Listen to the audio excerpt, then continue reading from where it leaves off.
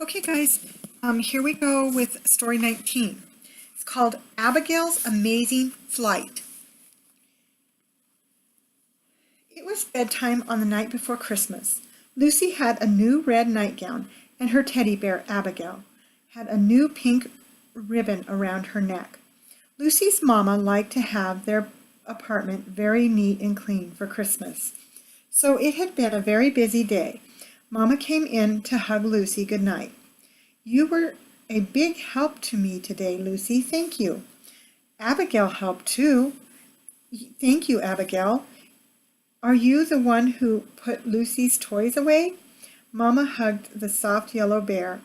Lucy laughed. She likes it when Mama gives Abigail a hug. "I have a surprise for you," said Mama. "After we open our presents tomorrow, we're going to go visit Grandma." "Hooray!" said Lucy excitedly. "But she lives so far away. Are we going by car?" "No," said Mama. "We are going by the train then." "Or are we going by the train then?" Abigail became very interested. She loved it when she and Lucy played with the train. "It was under the bed just now with all the other toys." "No," said Mama. "We're going to fly." "Really?" cried Lucy. She couldn't believe it. "Wow!" yelled Abigail,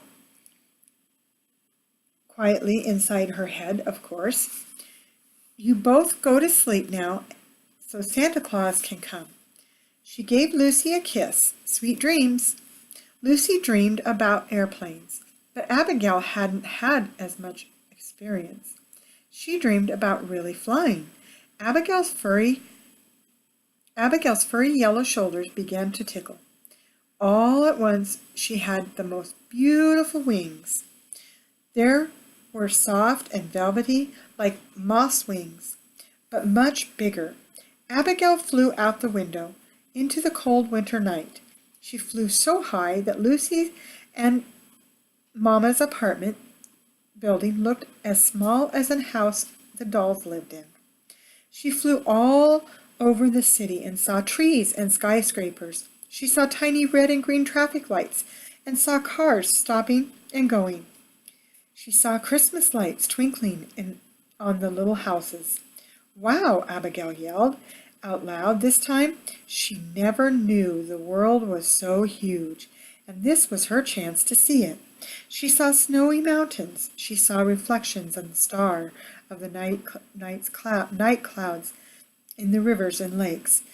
The snowy world gleamed in the moonlight just for her. Abigail saw other cities too.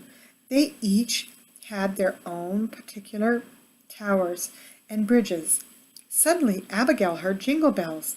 She was spinning by a whoosh. She was sent spinning by a whoosh of reindeer hooves. Santa Claus did a quick loop-de-loop and caught Abigail in his arms before the little bear fell too close to the earth. "What are you doing up here?" said Santa Claus. "Get under the blanket and get warm." "I was flying," Abigail whispered. She felt Santa's soft white whiskers. "He's real," she thought. "Well, little lady, we'd better get you home. Lucy will wonder where you got off to." "But Lucy doesn't have a chimney." Santa laughed. Sounded like big bells ringing. "That's not going to stop old Santa." He laughed again. Santa signaled the reindeer to land on Lucy's apartment building. Then he smoothed down Abigail's wings and tucked the little bear inside his coat. "Now you're safe," he said. Santa Claus smelled like snow and cinnamon. Abigail snuggled happily against his warm flannel shirt. Santa climbed silently down the fire escape and into Lucy and Mama's apartment, right through the window in the front room. He didn't even tip over the Christmas candles. Quickly he took out Lucy's presents, a doll, a tricycle, and a harmonica. He felt in his pocket for a bottle of perfume for Lucy's mom. Then he tiptoed to Lucy's room, laid Abigail on the bed, and tucked her in.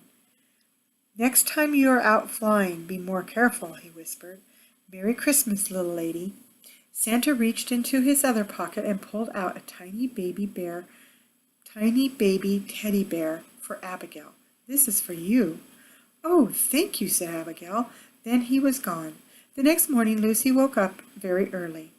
Then she woke up Abigail. "It's Christmas. We're going to Grandma's. Merry Christmas."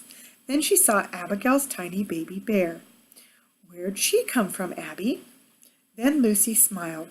"There's something you're not telling me, I'll bet. You look like you've got a secret." "That's right," thought Abigail inside her head. "You'll find out when you see my wings." But her wings had vanished. "Well," she thought, "they'll pop out when it's time to fly to Grandma's." All morning Abigail watched Lucy and Mama's shoulders for their wings to sprout. They found their presents under the tree and ate breakfast and packed their suitcases. Then they got into the car. When are we going to fly?" wondered Abigail. Soon they were at the airport. "There's the plane we'll be on," said Mama. "Oh, that's how they can do it," thought Abigail. "I think Abigail is thinking about something, Mama," said Lucy. "Maybe she saw Santa Claus last night." Lucy looked at Abigail. "Did you?" But Abigail didn't say a word. That's the end of our story for tonight. I love you. Don't forget to have sweet dreams, and don't forget your prayers, and always remember I love you so very much. Good night.